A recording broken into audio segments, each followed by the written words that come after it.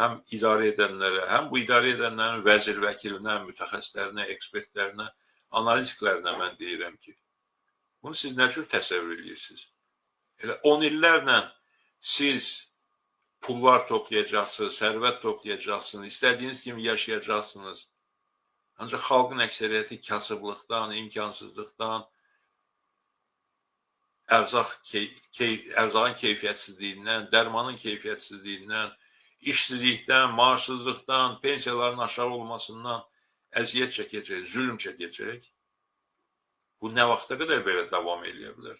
Başa düşmürsünüz ki, bu prosesin də bir sonu var. Başa düşmürsünüz ki, bu məsələ hansı şəkildə həllini tapmalıdır. Və bunun ən qısa yolu, ən düzgün yolu hakimiyyətin düzgün qərarlar qəbul etməsidir. Və mən bilmirəm, kənardan bəlkə kimsə mənə sadəlövhlükdə qınaya bilər.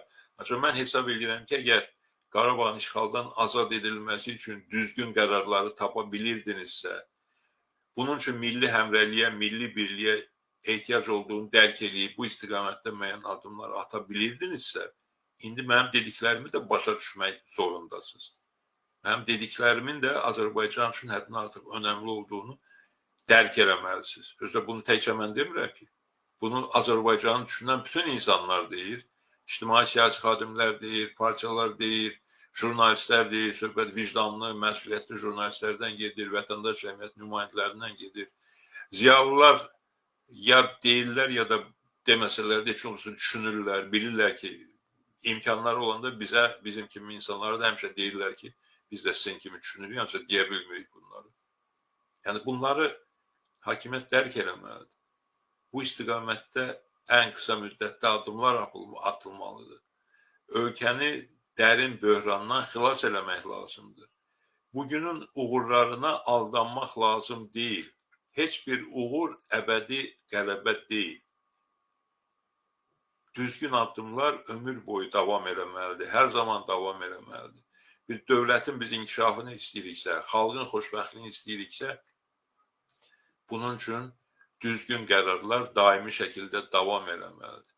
Və bunun da yolu, burada Amerika kəşf eləməyə ehtiyac yoxdur. Bunun yolu insan haqlarıdır, azadlıqlardır, bərabərlikdir.